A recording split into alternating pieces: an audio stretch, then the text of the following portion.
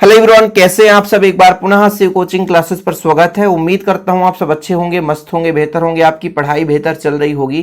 Class 12th physics NCERT में बच्चों chapter 4 चल रहा है, जिसमें आज का टॉपिक है गैल्वेनोमीटर अर्थात धारामापी।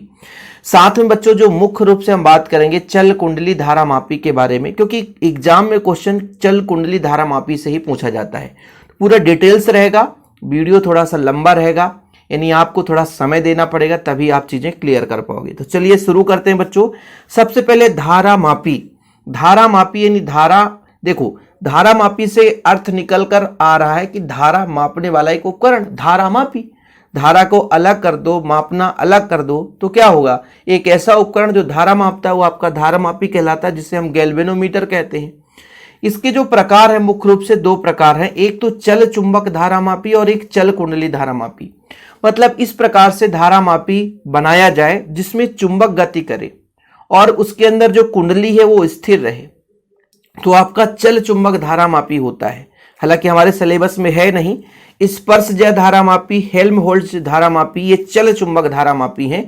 इसमें बच्चों क्या होता है, कुंडली स्थिर रहता है, चुंबक विक्षेपित होता है। अब इसके डिटेल पर जाना ही नहीं है क्योंकि हमारे सिलेबस में है नहीं। हमारे में जो सिलेबस में है वो चल कुंडली धारामापी के सिद्धांत के बारे में है। अब देखिए, मैं एक चीज आपको कहना चाहता हूं कि जो आपका चल कुंडली धारामापी, इसके दो प्रकार हैं बच्चों, एक निलंबित कुंडली धारामापी, एक कीलकित कुंडली धारामापी। तो क्वेश्चन आ जाएगा निलंबित कुंडली धारामापी का सिद्धांत या चल कुंडली धारामापी का सिद्धांत। तो आपको जो मैं अभी बताने वाला हूं उसी को लिखना है, नहीं तो आप कंफ्यूज हो जाओ कि सर आपने तो पढ़ाया था निलंबित कुंडली धारामापी, एग्जाम में पूछ दिया चल कुंडली धारामापी, अब क्या करें। भैया चल कुंडली धारामापी का ही प्रकार है आपका निलंबित कुंडली धारामापी। तो चल कुंडली धारामापी में क्या होगा, चल कुंडली, कुंडली स्थिर नहीं रहेगा बल्कि गतिमान रहेगा। यहां पर बच्चों चुंबक स्थिर रहेगा। देखो चल चुंबक और चल कुंडली में बस इतना ही डिफरेंस है। चल मतलब चले, यानी जब चुंबक गति करेगा, जिस धारामापी में चुंबक गति करे और कुंडली स्थिर रहे, तो आपका चल चुंबक धारामापी है।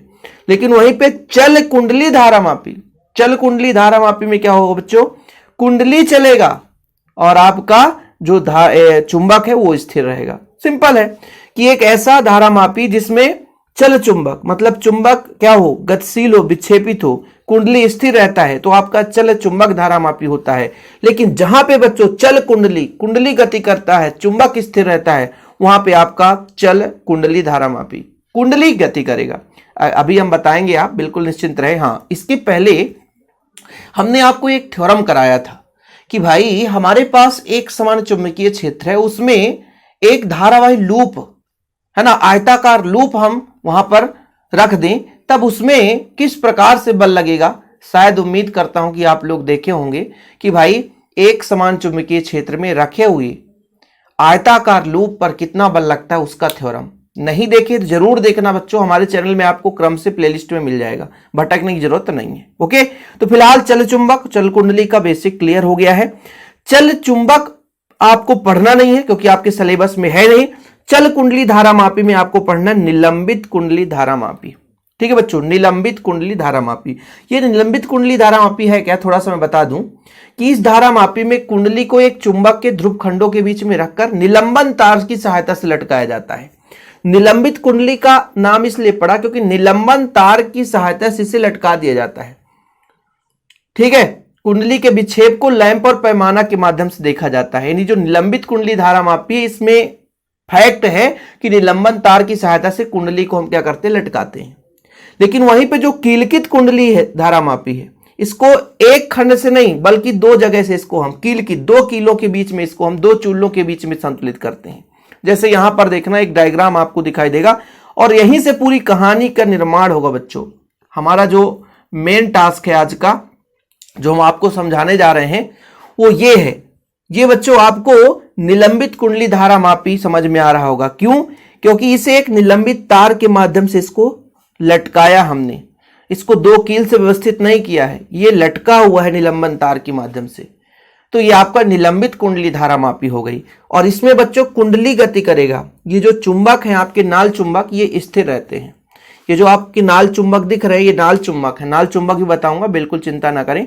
तो ये बिल्कुल स्थिर रहता है बच्चों, ये कुंडली गति करता है। कुंडली कैसे गति करता है उस पर भी हम चर्चा करेंगे, डीप में समझाएंगे। आप लोग बस बने रहें बच्चों, क्योंकि अभी तक तो भी बेसिक पढ़ रहे थे। अब हम बात करेंगे निलंबित कुंडली धारामापी के बारे में, अर्थात चल कुंडली धारामापी के बारे में पूरा सिद्धांत समझेंगे।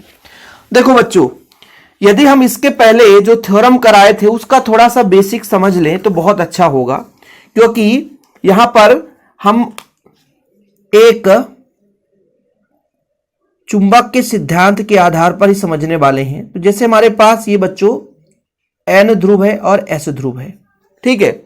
इसमें हमने आयताकार लूप, चुंबकीय क्षेत्र है, जब आयताकार लूप बच्चों, ये हमने कहा कि एक आयताकार लूप है, तब इसमें बल किस प्रकार से लगेगा मैं आपको समझाता हूं। मान लीजिए यहां से धारा बह रही थी, धारा की दिशा जब इस प्रकार से होता बच्चों तो ऐसे धारा बहती है। तो मैक्सवेल फ्लेमिंग के बाएं हाथ के नियमानुसार, फ्लेमिंग के बाएं हाथ चुंबकीय क्षेत्र एन से एस की ओर होता बच्चों, ध्यान रखिएगा। फ्लेमिंग के बाएं हाथ के नियमानुसार जब धारा और चुंबकीय क्षेत्र परस्पर लंबवत होते हैं तो बच्चों बल भी उसके लंबवत ही कार्य करता है। तो धारा की दिशा जब नीचे की ओर है तो बल ऊपर की ओर लगता है, और जब धारा की दिशा ऊपर की ओर है तो बल नीचे की ओर लगता है। इस तरीके से इसमें क्या होता है, विक्षेप होता है। क्या होता है, विक्षेप होता है। अब आपको लगेगा विक्षेप कैसे होगा, भाई हल्का सा बल एक ऊपर की ओर एक नीचे की ओर, थोड़ा सा बल विक्षेप होगा, और इसी के विक्षेप से, जैसे यहां पर एक तार लगा है जिसमें ऐंठन होता है, और ऐंठन में क्या है, एक छोटा सा कील लगा देंगे, तो कील जाकर के उस माप में जाकर के रुक जाएगा जहां पे धारा का मान लिखा रहेगा। तो इसमें ये पता चल जाएगा कि इसमें इतना धारा बह रही है। फिर से समझाएंगे इसको भी, फिलहाल इतना समझ लो कि चुंबक के ध्रुव खंडों के बीच एक आयताकार लूप रहता है जिसमें धारा बहती है बच्चों, और धारा बहने के कारण इसमें क्या होता है, विक्षेप उत्पन्न होता है। यानी इस एक धारा के कारण एक सिरे पर बल ऊपर की ओर और इस सिरे पर बल नीचे की ओर लगेगा। अब इसको हम कैसे समझाएंगे, तो फ्लेमिंग के बाएं हाथ के नियमानुसार, हो सकता है आप लोग पढ़े हैं बच्चों, नहीं पढ़े हैं तो फिर दिक्कत है आपको। फ्लेमिंग के बाएं हाथ के नियमानुसार आप लोग थोड़ा सा ध्यान दीजिएगा कि अंगूठा, तर्जनी, मध्यमा को, तीनों को परस्पर फैलाते हैं बच्चों। तो फ्लेमिंग के बाएं हाथ के नियमानुसार क्या हो जाता है कि यदि जो आपका तर्जनी है, ठीक है, तर्जनी चुंबकीय क्षेत्र को बताता है और जो मध्यमा है धारा की दिशा को बताता है, तो अंगूठा उस पर लगने वाले बल की दिशा को बताता है। लेकिन इस चीज को यदि आपने नहीं पढ़ा तो फिर इसीलिए दिक्कत होगी, बिल्कुल दिक्कत होगी कि ये कैसे धारा, जैसे मैं ये कह रहा हूं कि यहां पे जैसे धारा की दिशा इस प्रकार से होगी तो इस पर बल ऊपर की ओर लगेगा और यहां पे बल नीचे की ओर लगेगा, जिस कारण इसमें ऐंठन आ जाएगा बच्चों। क्या आ जाएगा, ऐंठन आ जाएगा। मतलब ये घूमेगा तो ये जो आपका तार लगा रहता है उसमें ऐंठन आता है। जैसे ही ऐंठन आती है तो मान लीजिए एक छोटा सा कील है, कील इधर उधर तो जाएगा और उसी कील से हम धारा का मान पता कर लेते हैं। अब जैसे इस पे मैं बात करता हूं, जैसे मान लीजिए हमारा एक आयताकार लूप है, ठीक है ना, इसमें धारा बच्चों नीचे की ओर बह रही है धारा, तब इसमें बल क्या है, ऊपर की ओर कार्य करेगा। इसमें धारा ऊपर की ओर बह रही है तो इसमें बल नीचे की ओर कार्य करेगा। तो ये किस प्रकार से इसमें विक्षेप होगा, जैसे चुंबकीय क्षेत्र की दिशा कुछ इस प्रकार से है ना, धारा की दिशा इधर, तो बल इसको ऊपर की ओर उठाएगा, ये नीचे की ओर जाएगा, ऐसे ऐसे विक्षेप होता है, ध्यान रखना। फिर समझ रहे ना, ये ऊपर की ओर विक्षेप होता है, ये नीचे की ओर, तो कुछ इस प्रकार से विक्षेप होता है बच्चों। समझ में आया कि जैसे ही इस कुंडली में धारा प्रवाहित किया जाता है, जैसे इस कुंडली में धारा प्रवाहित किया जाता है तो फ्लेमिंग के बाएं हाथ के नियमानुसार इसमें दो बल कार्य करते हैं एक दूसरे के, और उसी बल के कारण इसमें आघूर्ण उत्पन्न होता है। आघूर्ण से जो तार होता है उसमें ऐंठन होती है, और ऐंठन से इसमें एक ऐसा मापक लगा रहता है कि एक कील लगा रहता है बच्चों, वो मापक के उस मान तक पहुंचता है तो पता चल जाता है कि ये कील कहां पे जाकर स्थिर हुआ है। तो उससे पता चल गया भाई कि इसमें इतनी धारा बह रही है। अब इसके बनावट के बारे में बात कर लेंगे भाई। ये चीज तो आपको क्लियर हुआ कि किस तरीके से धारा का मान हम निकालते हैं। भाई यहाँ पे एक दर्पण लगा हुआ है और एक छोटा सा उपकरण लगा रहता है अंदर, कि भाई जैसे ही ऐंठन उत्पन्न होती है तो जाकर के वहां जितना मतलब घूमता है बच्चों, कुल मिलाकर ये हुआ कि जितना घूमेगा मान लीजिए उसका सुई है वहां पे जाकर वो स्थिर हो जाएगा, उससे पता चलेगा कि इसमें धारा इतना। पहले इसको ऐसा करते हैं कि 0 पे सेट कर देते हैं कि मान लीजिए इसमें सुई लगा हुआ है, समझ लो यहां पे सुई लगा हुआ है, ठीक है। अब ये सुई 0 पे सेट है भाई। ऐसा कुछ उपकरण में बनाएंगे ना कि भाई कुछ इस प्रकार से आपको नजर आएगा, कुछ इस प्रकार से उसमें डायग्राम भी बना रहता है बच्चों। इस प्रकार से यहाँ पे 0 रहता है, फिर 1 रहता है, फिर 2 रहता है, फिर 3 रहता है, 4, इस तरीके से इसके अंदर भी खंड रहते हैं। तो इससे धारा का मान निकाला जाता है कि भाई कितना वोल्टेज है, 200। फिर ऐसा भी रहता है कि 100 वोल्टेज, 200 वोल्टेज, 300 वोल्टेज, वो अपने हिसाब से रहता है। तो उसके आधार पर ये हम फिर उस सुई के आधार पर गणना करते हैं, ठीक। तो चलिए अब बनावट पे बात करते हैं, क्योंकि बहुत ज्यादा हो गया बच्चों। इसको बनावट के लिए हम क्या करते हैं, सबसे पहले एक नाल चुंबक लेते हैं। ये नाल चुंबक है। नाल चुंबक होता है क्या बच्चों, ये यू आकार का चुंबक होता है जिसमें 2 ध्रुवखंड होते हैं। ये यू आकार का चुंबक होता है, सिंपल। अब इसके बीच में कुंडली हम लटका देंगे, खत्म। ये यू आकार का चुंबक है, एक में एन ध्रुव, एक में एस ध्रुव। तब चुंबकीय क्षेत्र कुछ इस प्रकार से होगा, एन से एस की ओर। तो ये नाल चुंबक है, यू आकार का चुंबक जिसके दोनों सिरों पर नॉर्थ और साउथ पोल है बच्चों, आपका वो नाल चुंबक कहलाता है। अब कहोगे सर ये तो नाल चुंबक नहीं दिख रहा। अरे भाई आगे चलकर ये मुड़ जाएगा ना, सिंपल। ये तो हम समझाने के लिए ऐसा डायग्राम बनाए जो आपके बुक में है कि आपके पास 2 ध्रुव है, हमारे पास एन और एस। नाल चुंबक है जिसमें 2 ध्रुव है बच्चों, 2 ध्रुव। अब इसके बीच में अपन करते क्या है कि जो हम बोले थे कि आयताकार जो लूप है, उस लूप को कुंडली को किस प्रकार से बनाएंगे। भाई कुंडली को तो बनाना पड़ेगा ना, तो कुंडली को किस प्रकार से बनाया जाता है। तो कुंडली को बनाने के लिए अपन करते क्या है कि जैसे हमारे पास ये एक नरम लोहे का क्रोड है, नरम लोहे के क्रोड के चारों ओर, नरम लोहे के क्रोड के चारों ओर विद्युत रोधी तांबे के तार को लपेट दिया जाता है बच्चों। बनाना है ना हमको कि भाई कैसे बनाएंगे। तो भाई ये आयताकार है, वृत्ताकार कुंडली होती है, सिंपल है, ठीक है। ये जो हमारा नाल चुंबक है इसके ध्रुव खंड के बीच आयताकार है, वृत्ताकार कुंडली होती है, जो कि तांबे के पतले तार एवं विद्युत तार को हल्के अनुचुंबकीय पदार्थ या अचुंबकीय बोलेंगे, क्योंकि भाई अचुंबकीय जैसे यहां पे एक छोटा सा पदार्थ होगा जो अचुंबकीय होगा, बीच में तो नरम लोहे का क्रोड रहता है, लेकिन अचुंबकीय पदार्थ रहता है जो चुंबकित ना हो, उसके चारों नरम लोहे को हम तांबे के तार को लपेट देते हैं। तो हमारा एक कुंडली बन जाता है, सिंपल है। यानी कुंडली बनाने का तरीका यह है कि जो बीच में है बच्चों ये नरम लोहे का क्रोड है, इसके चारों ओर तांबे के तार को लपेटा जाता है, लेकिन तांबे का तार जिसमें लपेटा जाता है वो अचुंबकीय पदार्थ होना चाहिए, जैसे एल्यूमिनियम के फ्रेम पर लपेटकर बनाई जाती है, सिंपल है। तो स्टार्टिंग से फिर से एक बार देख लेते हैं कि भाई हमारे पास एक NS क्या है, नाल चुंबक है बच्चों। एक नाल चुंबक है जिसके N और S 2 ध्रुव है। इसके बीच में हम एक कुंडली लेते हैं। कुंडली कैसे बनाया जाता है बच्चों, एक अचुंबकीय पदार्थ जैसे एल्यूमिनियम के फ्रेम में तांबे के तार को लपेटकर, जो विद्युत रुद्ध तार होता है ना, तांबे का विद्युत रुद्ध तार किसे कहते हैं बच्चों, जैसे आप लोग देखते हैं चार्जर का बाहर देखते हैं, इसके अंदर करंट बहता बच्चों, फ्लो होता है, लेकिन ये विद्युत रुद्ध है क्योंकि ऊपर से विद्युत रोधी पदार्थ लगा हुआ है। तो विद्युत रुद्ध तांबे के तार को हम क्या करते हैं, एल्यूमिनियम के फ्रेम पर लपेट देते हैं, और इसके बीच में क्या है, एक छोटा सा नरम लोहे का क्रोड भी लगा देते हैं। क्रोड इस प्रकार से लगाते हैं ताकि किसी को टच ना करे, ठीक है बच्चों।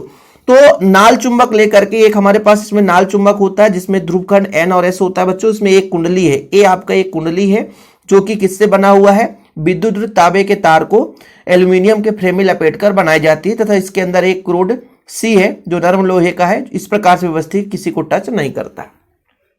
अब इसको अपन किस प्रकार से लटकाते हैं बच्चों, ये हमारे पास है, ये फास्फर ब्रांच की पत्ती है, ये जो आपको दिख रहा है ये फास्फर ब्रांच की पत्ती है, ठीक है। इसके सहायता से हम इसको एक सिरे से लटका देते हैं। एक सिरे का मतलब यह है कि एक हमारे पास ऐसा उपकरण बनाया जाता है बनावट कि वहां से हम इसको लटका सके, सिंपल है। तो कुंडली को हम फास्फर ब्रांच की पत्ती की सहायता से लटका देते हैं बच्चों, ठीक है। अब इस फास्फर ब्रांच की पत्ती के बीच में एक छोटा सा दर्पण लगा रहता है, मतलब फास्फर ब्रांच की पत्ती के साथ साथ एक दर्पण लगा रहता है, ठीक है। दर्पण लगा रहता है जो कि पत्ती के साथ साथ घूमता है। ये दर्पण का काम क्या है, इस समतल दर्पण पर हम क्या करते हैं, लैंप पैमाना व्यवस्था द्वारा प्रकाश डाल करके कुंडली के विक्षेप ज्ञात करते हैं बच्चों। ये जो दर्पण लगा रहता है, ये दर्पण का काम क्या है भाई, इसके साथ साथ घूमता रहता है। तो दर्पण का काम ये होता है कि जैसे मान लीजिए घूम गया, जितना घूमेगा, मैंने आपको बताया ना कि जितना घूमेगा, जितना घूम जाएगा, उसके आधार पर ही हम पैमाना सेट करते हैं कि पहले 0 पे है और जितना घूम जाएगा तो हम मान लेंगे भाई जितना घूम गया, उससे ये पता चलेगा प्रकाश डालेंगे तो पता चलेगा कि घूमा कितना, कहां तक मान दिख रहा है। जैसे मान लीजिए पहले इस दर्पण से 0 दिख रहा था, जैसे मैंने एग्जांपल बताया ना, मान लीजिए इसमें एक सुई लगा दो, सुई अभी 0 पर है, थोड़ा सा घूमा वो 10 पे चला गया, और घूमा 20 पे चला गया, और घूमा 30 पे चला गया। ऐसे ये फास्फोरस की बत्ती में एक छोटा दर्पण है, जितना ये घूमते जाएगा तो मापन में जो होगा वो 0 से बढ़कर 10 में जाएगा, 50 में जाएगा, 60 में जाएगा, 80 में जाएगा, 100 में जाएगा। और जितना घूम जाएगा, धारा प्रवाहित करने पर जितना घूम जाएगा उतना ही वो धारा का मान है बच्चों। तो अपन कुंडली को फास्फोरस की सहायता से H से एक लटका देते हैं। इसमें एक दर्पण लगा रहता है, दर्पण में हम प्रकाश डाल करके अंदर का जो कुंडली का विक्षेप है वो ज्ञात करते हैं बच्चों। जैसे हमारा इसमें जो संयोजक T1 और T2 रहता है, इस पूरे उपकरण को 2 संयोजक पेंच T1 और T2 के माध्यम से व्यवस्थित कर देते हैं। ठीक है, साथ में जो आपका ये जो क्रोड है बच्चों C, ये नर्म लोहे का क्रोड होता है और अणुचुंबकीय पदार्थ का बनाया जाता है, ताकि ये कहीं ना कहीं चुंबकीय क्षेत्र रेखाओं को प्रभावित ना करे, चुंबकीय क्षेत्र को कम ना करे। और ये जो बच्चों आपका थोड़ा सा एक प्रकार से परवलय के आकार का होता है, यानी अवतल भाग होता है, जैसे अवतलाकार होता है, ताकि जैसे मान लीजिए गोला कुंडली है तो लंबवत चुंबकीय क्षेत्र रेखाएं प्रवेश करें, क्योंकि लंबवत यदि चुंबकीय क्षेत्र है, धारा के लंबवत है, तो उस पर बल अधिकतम कार्य करता है। इसी कारण से इसे इस प्रकार से बनाया जाता है कि यदि कुंडली है तो कुंडली में लंबवत ही रहे।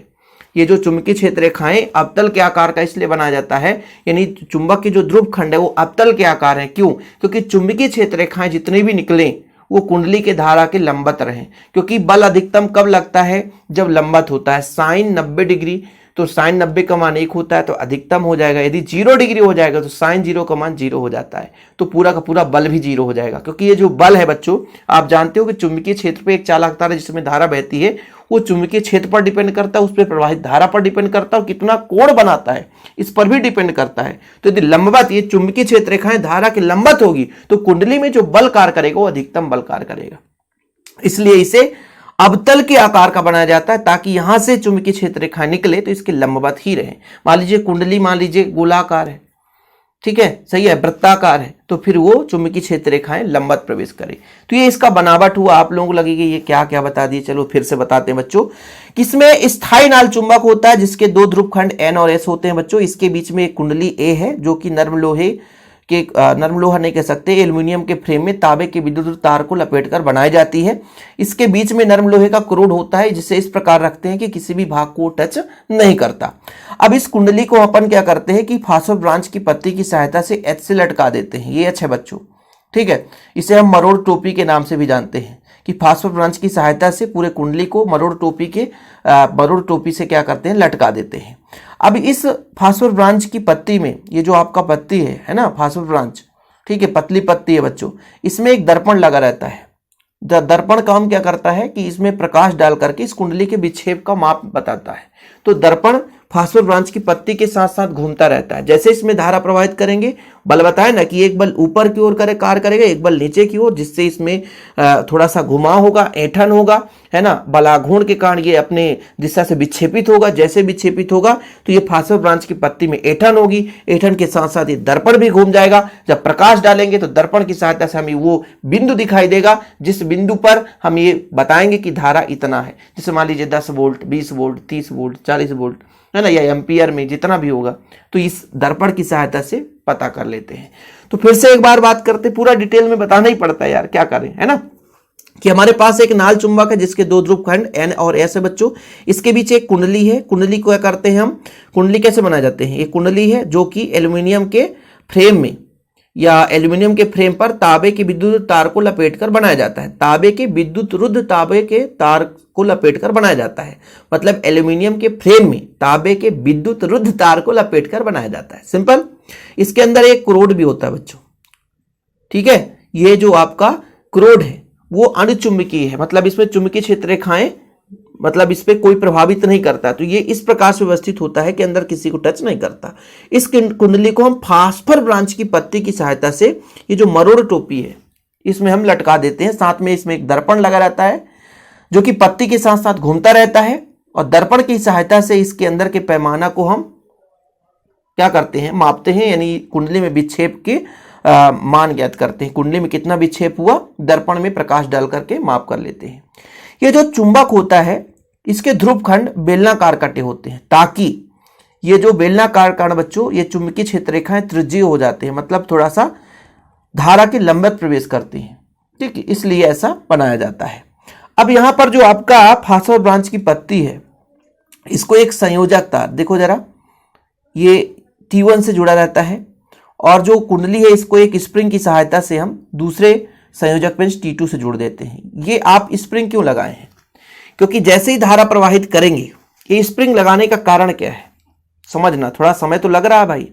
ये स्प्रिंग लगाने का कारण ये है बच्चों कि जैसे ही धारा प्रवाहित करेंगे तो इसमें विक्षेप तो आएगा, जिससे घूमेगा, ये आपका फास्फोरस ब्रांच की पत्ती भी घूम जाएगा, लेकिन ये स्प्रिंग भी उसके साथ साथ घूम जाएगा। और जैसे ही धारा बंद हुआ तो ये स्प्रिंग अपने मूल स्थिति में आएगा, तो ये पूरा कुंडली भी अपने मूल स्थिति पे आ जाता है। ठीक है, कोई दिक्कत तो नहीं है। अब आप लोगों को पूरा स्क्रीनशॉट लेना होगा तो ले लेना यार, मैं समय दूंगा, ये पूरा हिंदी जो अभी समझाया हूं। ठीक है बच्चों, कोई दिक्कत तो नहीं है, क्लियर? चलो, इसके बाद ये पूरा लिखना है, ये आपको दूसरे नंबर पे पूरा कहानी खत्म है यार। अब सिद्धांत बहुत सिंपल तरीके से हम आपको समझा देंगे। सिद्धांत कैसे करना है, आपको बल आघूर्ण का व्यंजक मैंने कराया है कि आयताकार हमारे पास लूप है, उसमें बल आघूर्ण कितना लगता है।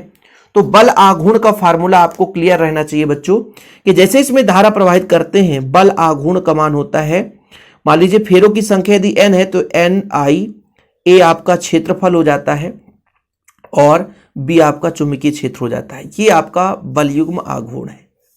इस पर बलयुग्म आघूर्ण इतना लग रहा होता बच्चों, NIAB, कि जब एक समान चुंबकीय क्षेत्र में कुंडली लटका दी जाती है और जब उसमें धारा प्रवाहित करती है तो एक बल ऊपर की ओर लगता है, एक बल नीचे की ओर, जिसके कारण आघूर्ण उत्पन्न होता है। और उसी आघूर्ण के कारण बच्चों ये जो है उसमें विक्षेप होता है, मतलब एक बल ऊपर एक बल नीचे लगाने के कारण कुंडली में विक्षेप होता है, कुंडली अपने स्थिति से परिवर्तित होता है। और जैसे ही कुंडली परिवर्तित होता है तब इस फास्फोरस ब्रांच की पत्ती में ऐंठन आ जाती है। ऐंठन के कारण ये दर्पण भी घूम जाता है। तब हम प्रकाश डाल करके दर्पण से पैमाने की सहायता से, या तो आप इसमें एक कील भी लगा सकते हो, वो ऐसा माप कर देगा कि बिंदु पर पहले 0 पे था, फिर घूमने के साथ वो भी घूम जाएगा। कील कित में यही काम करता है, ये निलंबित है, इसलिए इसको दर्पण से प्रकाश डालकर देखते हैं। कील कित कुंडली में बस इतना डिफरेंस होता है कि उसमें कील लगा रहता है, कील की सहायता से हम मापते रहते हैं। उस पर भी हम आगे चर्चा करेंगे, बिल्कुल निश्चिंत रहें। अब जैसे मैंने कहा कि भाई जैसे ही कुंडली में विक्षेप होता बच्चों तो कुछ ना कुछ ऐंठन लगेगा कि नहीं, ऐंठन लगेगा कि नहीं, तो ऐंठन लगेगा। तो ऐंठन बल आघूर्ण का जो फार्मूला होता है, ऐंठन बल आघूर्ण, भाई जितना इसमें घुमा होगा ऐसे इसमें ऐंठन बल आघूर्ण उत्पन्न होगा। इसका मान जो होगा बच्चों, विक्षेप यदि फाई हो, ठीक है, तो इसका हो जाएगा K फाई। कितना हो जाएगा? K फाई, यानी बल आघूर्ण विक्षेप के समानुपाती होगा। समानुपाती हटाते तो K नियतांक लग जाता है। अब एक चीज और क्लियर रखना कि बच्चों जितना यहां पे कुंडली में आघूर्ण लगेगा उतना ही इस पे फास्फोरस ब्रांच की पत्ती में ऐंठन उत्पन्न होगी। इसलिए यदि मैं आपसे कह दूं, यदि इसको K फाई कर दूं या तो C फाई कर दूं, आप कंफ्यूज मत होना, दोनों वही चीज है। तो ये दोनों मान क्या हो जाएंगे? बराबर, क्योंकि ये कुंडली पर लगने वाला बल आघूर्ण है बच्चों, ये ऐंठन का बल आघूर्ण है, ऐंठन। तो इन दोनों को तुलना कर देंगे, तो जब इन दोनों को तुलना कर देंगे बच्चों तो NIAB बराबर C फाई कर दो बच्चों या थीटा कर दो। कुछ बुक में फाई लिखा रहता है, कुछ बुक में थीटा लिखा रहता है। तो फाई करो, चाहे कोण के साथ विक्षेपित होगा तो चाहे थीटा कर दो। तो यहां से हम I का मान निकाल लेंगे, तो I का मान आ जाएगा C बच्चों, यहां पर कितना हो जाएगा? NAB, और ये आपका फाई है। इसको एक नियतांक मानोगे तो एक कैपिटल G एक नियतांक हो जाता है, ठीक है। जहां ये बच्चों एक नियतांक हो जाएगा, G बराबर हमने क्या माना है? C अपान NAB, इसको हमने माना है ना NAB, ये नियतांक है। तो यहाँ पे आप वैल्यू पुट कर दोगे और जब इसको हटाओगे तो ये जो I है वो फाई के समानुपाती हो जाता है। यही उसका सिद्धांत है। चल कुंडली धारामापी में बहने वाली जो धारा है वो कुंडली में विक्षेप के अनुक्रमानुपाती हो जाता है। कितना कुंडली में विक्षेप हुआ तो फाई या थीटा भी कर सकते हो, ठीक। तो इसके सिद्धांत में अब ज्यादा कुछ लिखना है नहीं। देखो, चल कुंडली धारामापी, जब किसी धारामापी कुंडली को एक समान चुंबकीय क्षेत्र में लटकाया जाता है तो वह चुंबकीय क्षेत्र के समांतर हो जाता है। तो उस पर कार्य करने वाला बल आघूर्ण टाउ का मान NIAB है। ये फार्मूला मैंने पिछले थ्योरम में कराया था, तो इसको निकालने की जरूरत है नहीं बच्चों, सिंपल है कि N आपके फेरों की संख्या है, B चुंबकीय क्षेत्र है, I धारा है बच्चों, और A क्षेत्रफल है। अब ये बल आघूर्ण उत्पन्न होगा तो कुंडली के बल आघूर्ण के कारण निलंबन तार में ऐंठन उत्पन्न हो जाता है। मैंने बताया था पहले भी भाई, शुरू से ही बता रहा हूं, थोड़ा सा सेशन लंबा होगा। अब ये भाई साहब क्या करेगा कि कुंडली का विरोध करेगा, कुंडली में विक्षेप होगा, ऐंठन के कारण विरोध उत्पन्न होगा। अब ये विक्षोभ हम कहते हैं कि कुंडली में उत्पन्न विक्षोभ कितना हुआ, थीटा, तब ऐंठन बलाघूर्ण सी थीटा हो जाएगा, चाहे फाई ले लो चाहे थीटा ले लो। अब संतुलन की स्थिति में यह है कि जितना ऐंठन लगाएगा उतना ही उस पर बलाघूर्ण लग रहा है, ऐंठन बलाघूर्ण उतना ही लग रहा है, उतना ही विक्षेपक बलाघूर्ण लग रहा है। तो दोनों को तुलना कर दोगे, आई का मान निकाल लोगे, इसको एक जी मानकर नियतांक ले लोगे बच्चों, जब इसे हटाओगे समानुपाती लग जाता है, सिंपल है। अर्थात चल कुंडली धारा मापी में बहने वाली धारा कुंडली के विक्षेप के अनुक्रमानुपाती होता है, सिंपल ये चीज है बच्चों।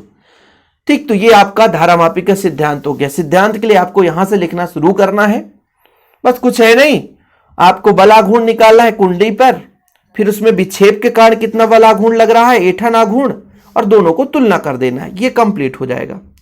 कभी कभार बहुत रेयर कंडीशन में इसकी सुग्राहिता पूछी जाती है, रेयर कंडीशन में, कभी कभार बच्चों, वैसे नहीं, कभी कभार, बहुत कम चांस रहता है। सुग्राहिता मतलब कितना ज्यादा उसकी क्षमता है, कितना अच्छा काम करता है। तो कुंडली में एकांक धारा प्रवाहित करने पर उसमें उत्पन्न विक्षेप को हम धारामापी की सुग्राहिता कहते हैं। यानी एकांक धारा प्रवाहित करेंगे तो कितना विक्षेप होगा, वो उसकी सुग्राहिता है, उसकी शक्ति है, उसकी पावर है, उसकी क्षमता है। इसके लिए हम क्या करते हैं बच्चों, सुग्राहिता का मतलब होता है कि इकाई धारा प्रवाहित करने पर कितना विक्षेप उत्पन्न होता है।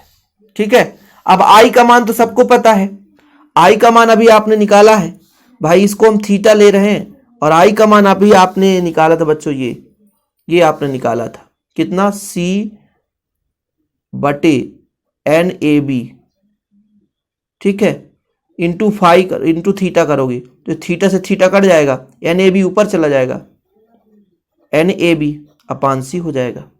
फिर से समझ में नहीं आया भाई, आई का मान है C अपान NAB इंटू थीटा, जब इस पे वैल्यू पुट करोगे तो S बराबर थीटा अपान C अपान NAB इंटू थीटा, थीटा से थीटा कट गया, अब ये ऊपर जाएगा तो NAB बटा C हो जाएगा। ये चीज है भाई, ठीक है, ये चीज है।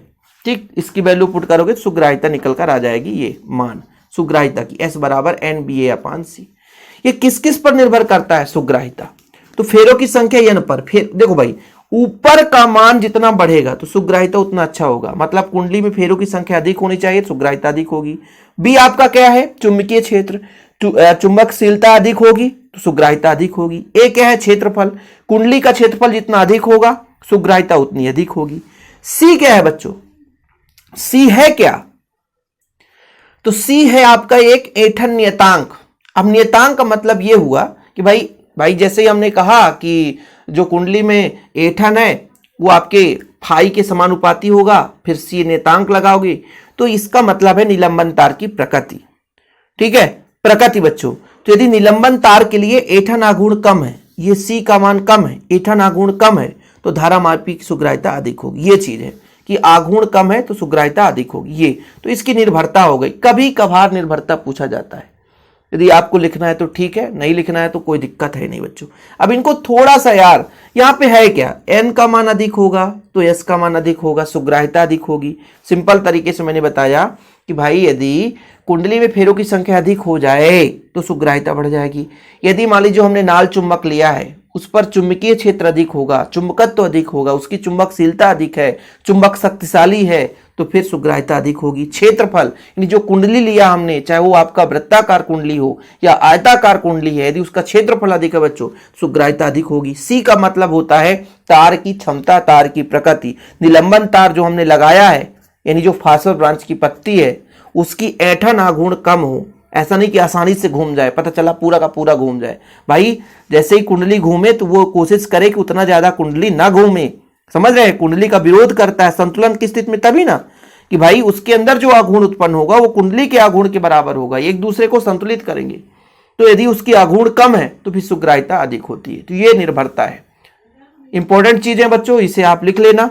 बाकी नोट्स वगैरह में गुण दोष सब मिल जाते हैं, जिसको भी लिखना है। चलो यहाँ पर निलंबित कुंडली की गुण है और ये दोष है, जिसको लिखना है तो लिख लें। बाकी मैं ज्यादा फोर्स नहीं करूंगा। कभी कभार एग्जाम में पूछ देता है भाई, कभी कभार पूछ देता है कि सुग्राह्यता से आप क्या समझते हो, उसके निर्भरता बताओ। तो मैं सब चीज एक ही वीडियो में करा दिया हूं। बाकी आप लोग चाहोगे तो छोटे छोटे लेक्चर के माध्यम से भी करा देता हूं, लेकिन आज का काफी लंबा लेक्चर था।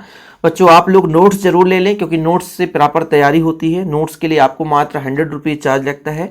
100 रुपये। कॉन्टैक्ट नंबर आपको मैं अपना पर्सनल नंबर देता हूं कि 9685299149, 9685299149, ये मेरा पर्सनल नंबर है। इस नंबर पर आप कॉन्टैक्ट करके नोट्स ले लें और प्रॉपर रूप से तैयारी करें। फिलहाल अभी के लिए इतना ही। जय हिंद, वंदे मातरम।